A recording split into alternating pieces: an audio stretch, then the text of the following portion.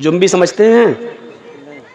दोनों को ही गुस्ल की ज़रूरत पड़ गई। अब तो समझ गए ना, खुलकर कहने की ज़रूरत नहीं है।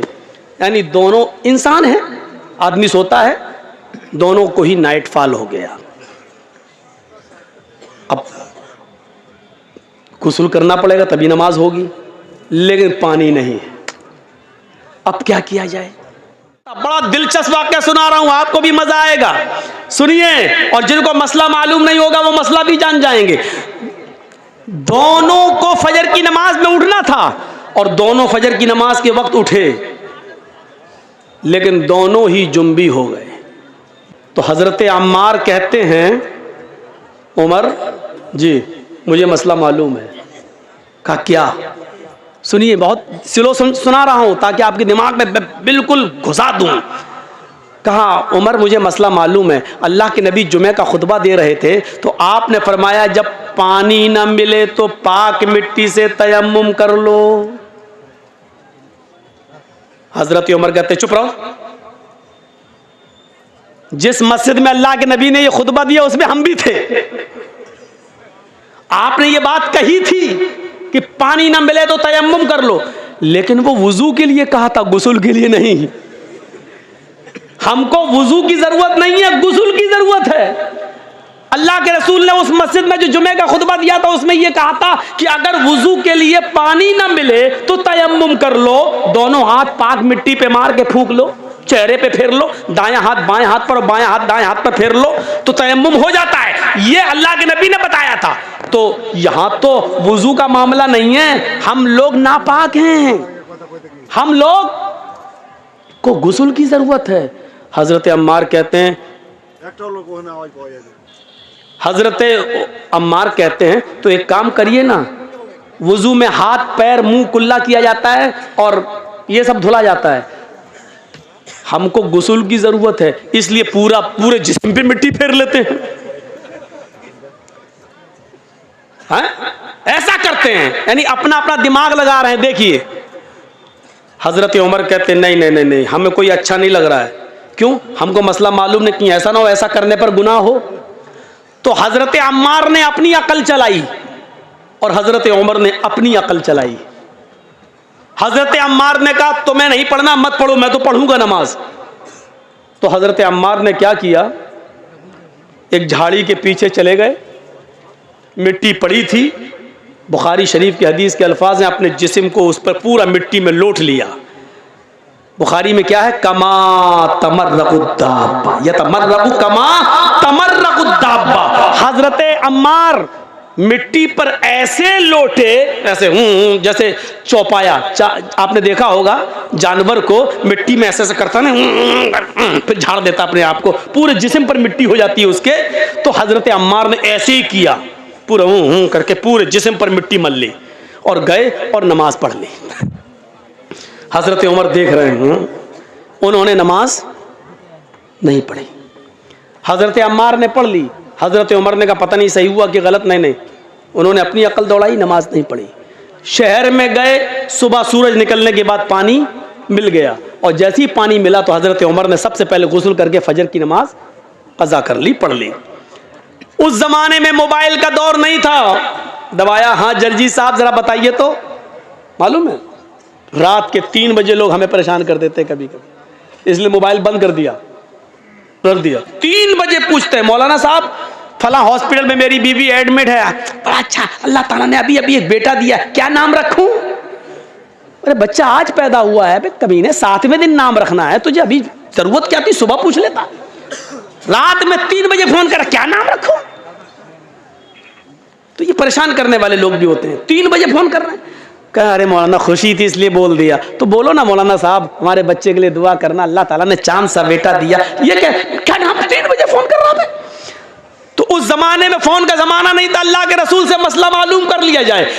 अब सुनिए, अम्मार इब्ने यासिर ने नमाज पढ़ ली, हजरत उमर ने नहीं पढ़ी। जब सूरज निकल गया, पानी मिल गया, तब उमर फारूक ने नमाज पढ़ ली। जब सफर खत्म हुआ तो ये दोनों जब मदीने आए तो अल्लाह के नबी सल्लल्लाहु अलैहि वसल्लम से दोनों ने अपना अपना किस्सा बयान किया कि अल्लाह के रसूल बताइए हम दोनों में कौन सही। हम दोनों में कौन सही? तो अल्लाह के नबी ने फरमाया अच्छा दोनों को गुस्ल की जरूरत पड़ गई? कहा अम्मार तुमने क्या किया? कहा अल्लाह के रसूल हमें तो मालूम था पानी ना मिले तो तयम्मुम कर लो।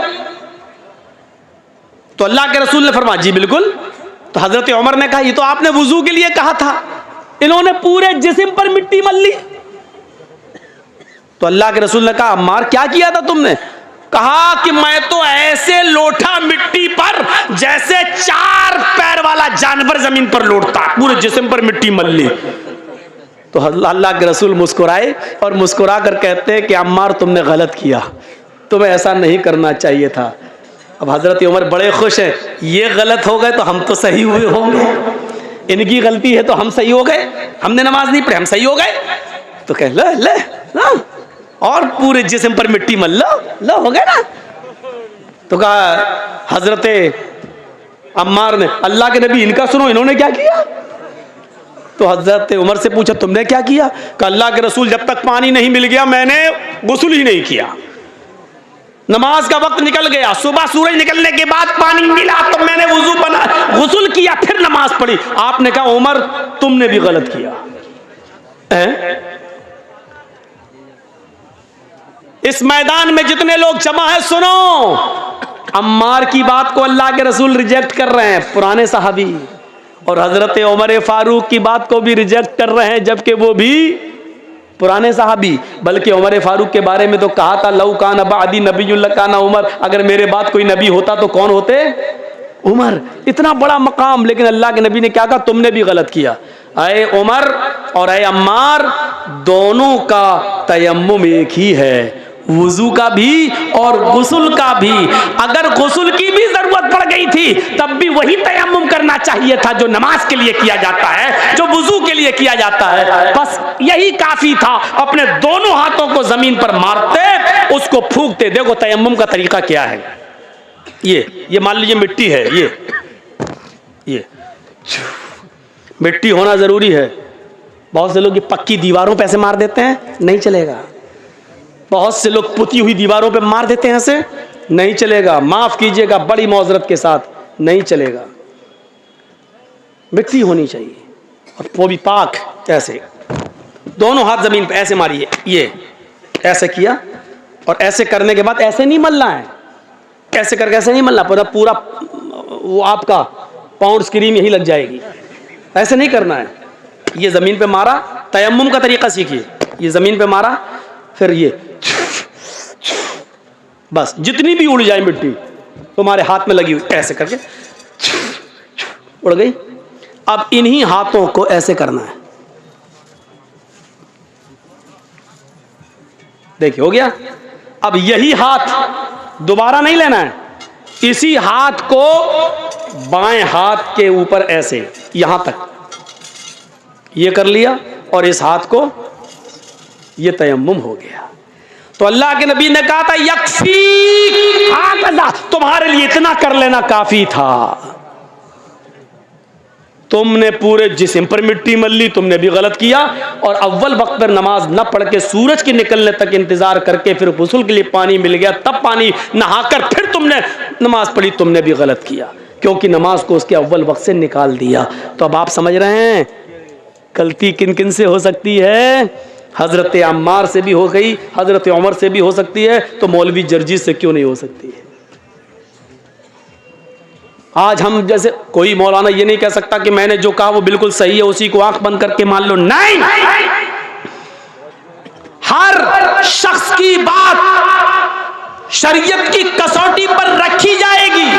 अगर कुरान और हदीस से मिल रही होगी तो मानी जाएगी, कुरान और हदीस से नहीं मिल रही होगी तो नहीं मानी जाएगी। मेरे भाइयों इस चीज को याद रखना। आइए अब मैं तुम्हें एक ऐसे वाक़े की तरफ लेके चलता हूं जिससे तुम्हें बहुत बड़ा मसला मालूम होगा। हजरत उमर फारूक खुतबा दे रहे हैं, सुनिए। हजरत उमर फारूक खुतबा दे रहे हैं कि लोगों आजकल मेहर बहुत बढ़ गया है। मेहर जानते हैं ना, लड़की की शादी में जो रखा जाता है उसको आपके यहाँ क्या बोलते हैं? मेहर, दैन मेहर, मोहर नहीं। मोहर तो वो होती जो लगाई जाती है। मेहर दैन महर, सही है। तो महर, लोगों महर बढ़ता जा रहा है। हाय हाय हाय, सुनिए बहुत प्यारी बात।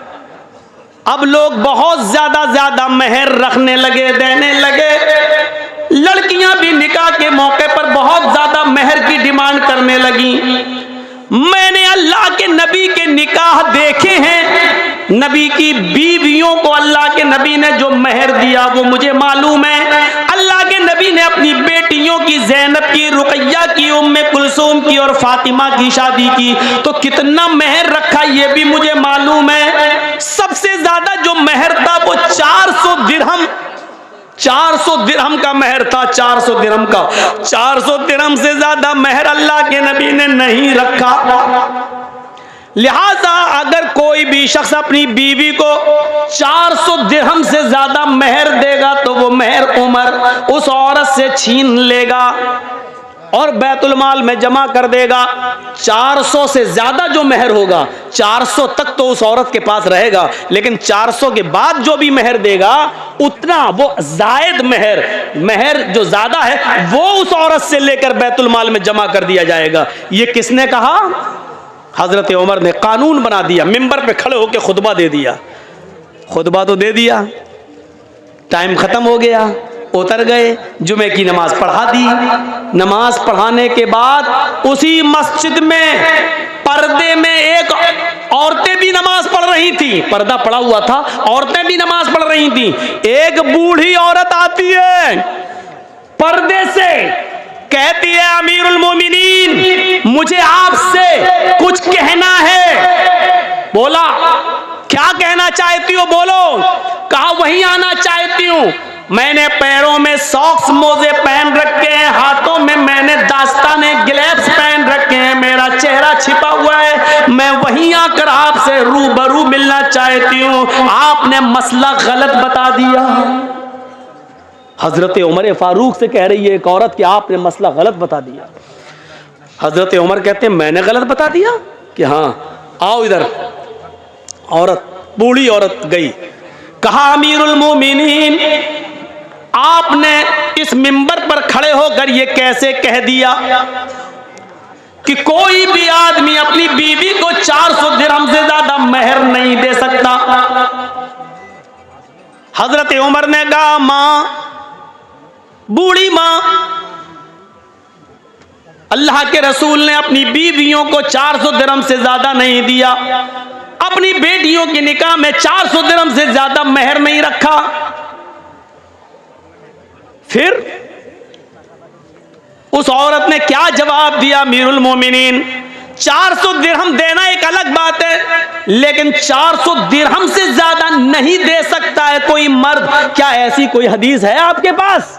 क्या अल्लाह के रसूल ने 400 दिरहम से ज्यादा महर देने को से मना किया? ऐसी कोई हदीस है आपके पास? तो हजरत उमर ने कहा मां, मुझसे हदीस क्यों मांग रही हो? क्या 400 दिरहम से ज्यादा भी कोई महर दे सकता है? ऐसी कोई हदीस है तुम्हारे पास? यह हजरत उमर ने उससे पूछा, ऐसी कोई हदीस है तुम्हारे पास? उस बूढ़ी औरत ने जवाब दिया अमीरुल मोमिनीन 400 दिरहम से ज्यादा भी महर दे सकता है, हदीस नहीं कुरान की आयत मौजूद है। हजरत उमर ने कहा कुरान में है? मैं रोज कुरान पढ़ता हूं।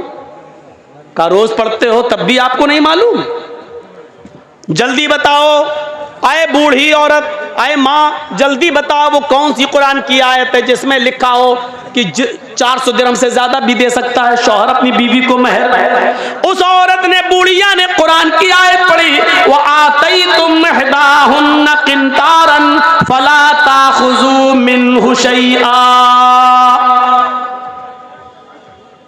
सोचिए,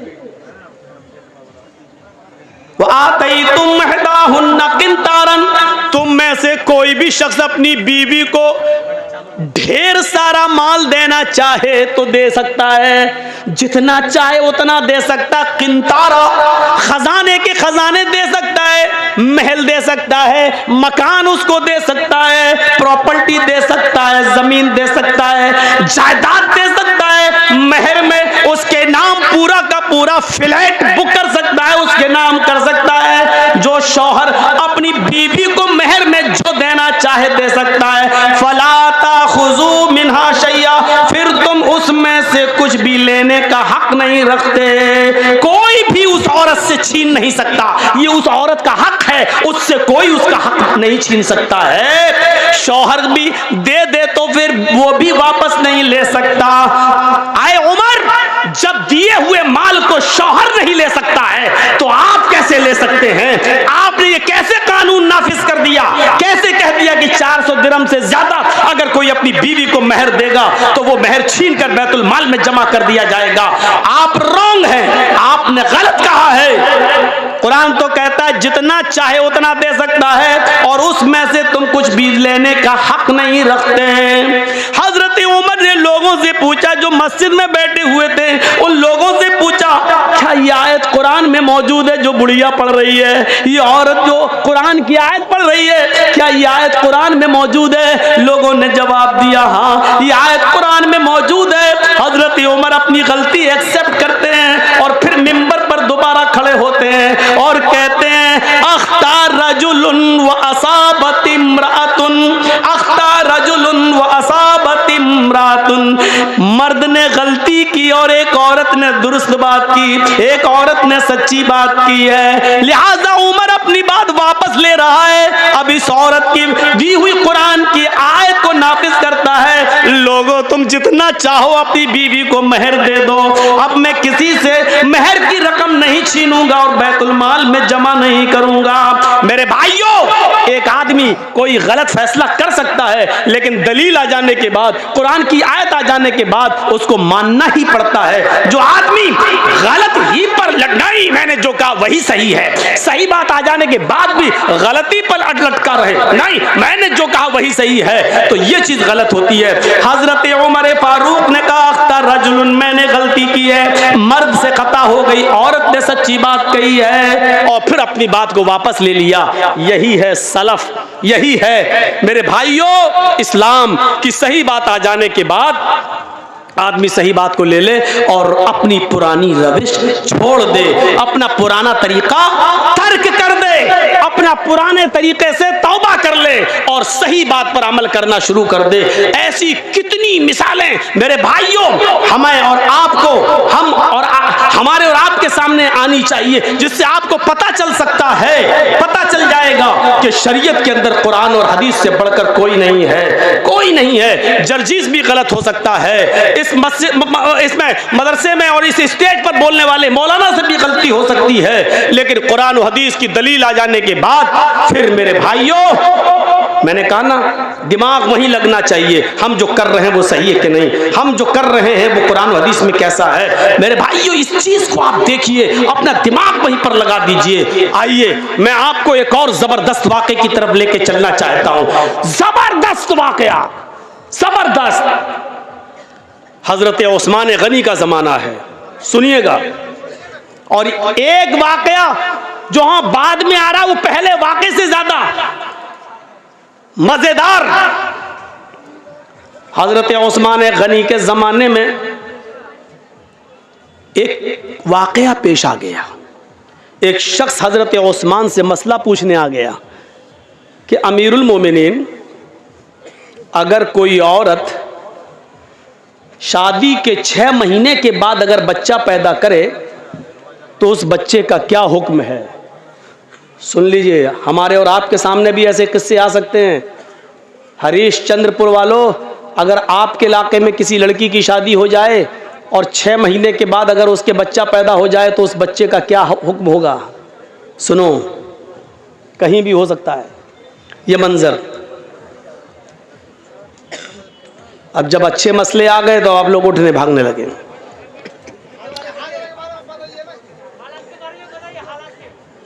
अब हम हर आदमी के कहने पर तो नहीं चल सकते हैं भाई।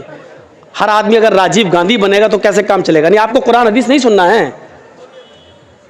ये जलसा आपने दीन के नाम पे किया है कि योगी और मोदी के नाम पे किया है? तुम कहोगे हालात के नाम पे चलना है, मौलाना कहते हैं कुरान हदीस बोलो, अहले हदीस पे बोलो, इस पे बोलो, तो हर आदमी के कहने पर तो नहीं चल सकता हूं ना। मैंने बंगाल के अंदर 20 साल से तकरीरें की हैं, लेकिन सच बताऊं आपने रिकॉर्ड तोड़ दिया है, इस गांव ने रिकॉर्ड तोड़ दिया है। मुझे आज तक भरे मजमे में जलसे में किसी ने नहीं टोका है जो आपने आज ये टोक कर और स्टेज पर ये बोलकर आज मेरे सामने ये कही जा रही है। हर आदमी मुझे अपने उंगली के इशारे से नचाना चाह रहा है। नहीं होता है ऐसा। अपनी आदत सुधारिए आप लोग। आइंदा इस जलसे में हम आएंगे या नहीं आएंगे ये हमें 50 बार सोचना पड़ेगा कि आपके गांव में आऊं या इस गांव के नाम पर हम रेड लाइन लगा दें और क्रॉस कर दें, ये हमें सोचना पड़ेगा। मजाक बना के रख दिया आपने कुरान और हदीस का। ये कहते हैं हदीस के बारे में बोलते, वो कहते हैं हालात के बारे में बोलिए।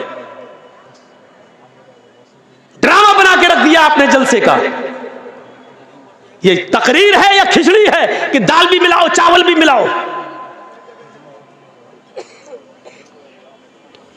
सुनिए, हजरत उस्मान गनी से पूछा जा रहा है कि 6 महीने में अगर बच्चा पैदा हो जाए तो क्या हुक्म है उसका। हजरत उस्मान गनी कहते हैं कि वो औरत बदचलन है। शादी के बाद 9 महीने के बाद बच्चा पैदा होना चाहिए, 6 महीने में कैसे हो जाएगा? कहने लगे अमीरुल मोमिनीन, मेरी शादी को 6 महीना हुआ है, मेरी शादी को 6 महीना हुआ है और 6 महीने के बाद आज ही मेरी बीवी ने एक बच्चा पैदा किया है। समझ रहे हैं ना आप उस सहाबी के पूछने का मकसद क्या है? वो ये पूछना चाहते हैं कि अमीरुल मोमिनीन, मैं इस बच्चे को जायज़ बच्चा मानूं या नाजायज़? ऐसा तो नहीं कि मेरी बीवी का कहीं पहले कोई कांटेक्ट रहा हो और जिना की पैदावार हो और ये मेरा बच्चे का नाम पा जाए। हजरत उस्मान गनी कहते हैं कि बिल्कुल नहीं, वो औरत बदचलन है तुम्हारी, लिहाजा उसने 6 महीने में जो बच्चा पैदा कर दिया वो गलत किया है। ये जुमेरात का दिन था। जुमेरात का दिन जानते हैं ना, गुरुवार, थर्सडे था।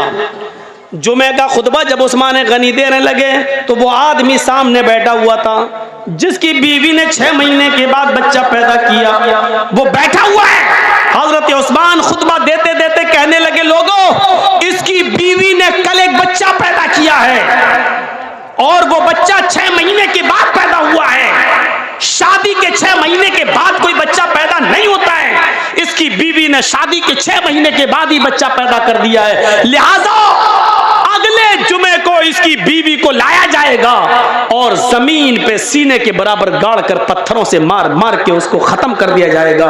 उसको जिनाकार मानते हुए उसकी जान ले ली जाएगी, उसको कत्ल कर दिया जाएगा। हुक्म भी दे दिया। जुमे का खुतबा खत्म, जबकि उस्मान गनी का फैसला गलत था। अब सुनिए गलत कैसे था। जब जुमे का खुतबा खत्म हो गया, हजरत उस्मान ने नमाज पढ़ा दी। उसी मस्जिद में हजरत अली भी बैठे हुए थे। जब जुमे की नमाज खत्म हो गई तो हजरत अली ने लोगों से कहा, थोड़ी देर आप सब बैठे, हजरत उस्मान ने एक मसला गलत बता दिया है। तमाम लोग बैठ गए कि देखे हजरत अली क्या दलील पेश करते हैं। एक औरत के कत्ल का हुक्म दिया जा चुका है, देखे हजरत अली क्या उस औरत को कैसे बचाते हैं, देखें उस औरत को कैसे बचाते हैं। हजरत उस्मान कहते हैं, आय अली कहिए। कहा, अमीरुल मोमिनीन, आपने ये मसला गलत बताया है कि कोई औरत 6 महीने में अगर बच्चा पैदा कर दे तो वो बच्चा नाजायज है। हजरत उस्मान कहते हैं 6 महीने में अगर बच्चा पैदा हो जाए तो वो गलत नहीं हुआ? हजरत अली ने कहा नहीं, आज तक किसी औरत ने 6 महीने में बच्चा पैदा किया? हजरत अली ने कहा कि वो मेरा मामला नहीं है और उसका इल्म मुझे नहीं है, किया कि नहीं किया वो मैं नहीं जानता। क्या अल्लाह के नबी के जमाने में किसी औरत ने 6 महीने में कोई बच्चा पैदा किया? हजरत अली मुस्कुरा कर जवाब देते हैं कि मुझे इसका भी इल्म नहीं है। कहा, जब इसका इल्म नहीं है तो फिर क्यों कह रहे हो? कहा, कह सिर्फ इसलिए रहा हूं कि 6 महीने के बाद अगर कोई बच्चा पैदा हो जाए तो वो गलत नहीं है। अच्छा, तुम ये भी कह रहे हो अल्लाह के नबी के ज़माने में किसी औरत ने 6 महीने में बच्चा पैदा नहीं किया?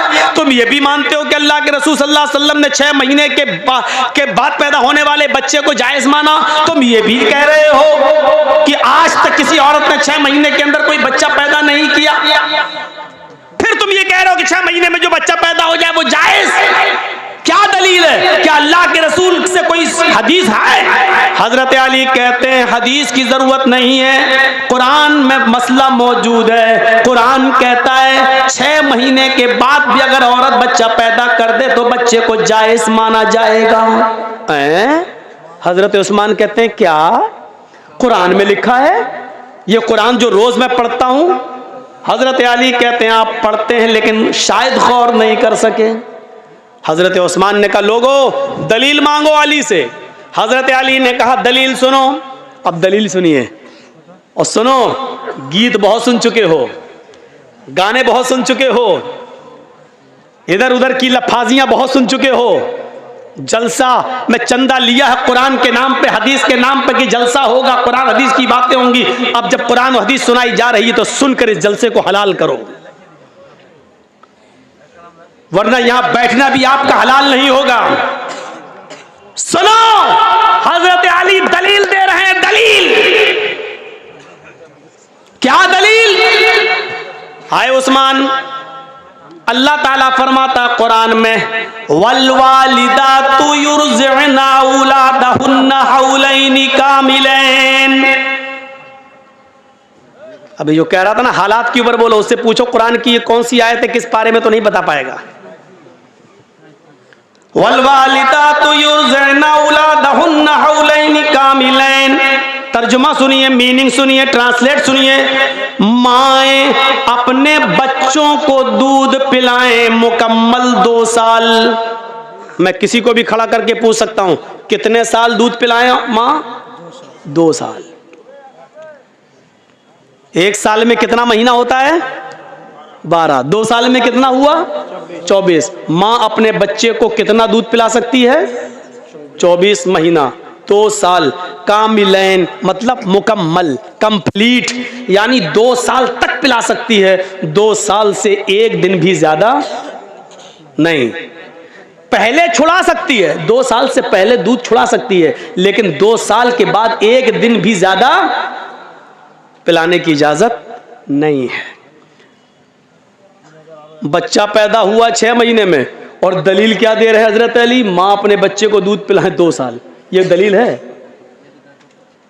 ये दलील है?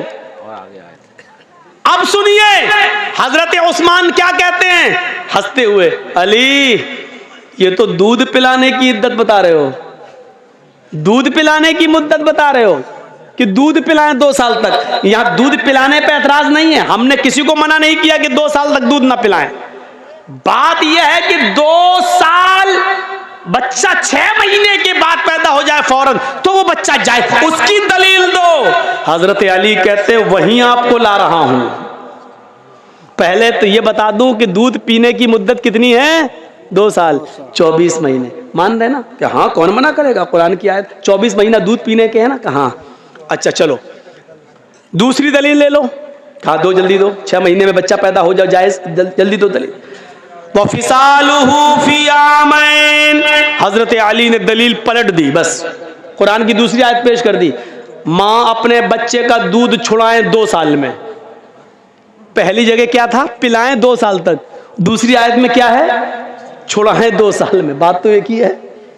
इधर से कान पकड़ो चाहे इधर से कान पकड़ो, बात तो एक ही है ना। 2 साल तक पिलाओ या 2 साल के अंदर अंदर छुड़ाओ, दोनों सूरतों में बात एक ही है। हजरत उस्मान कहते हैं मुझे बेवकूफ समझ रखा है क्या?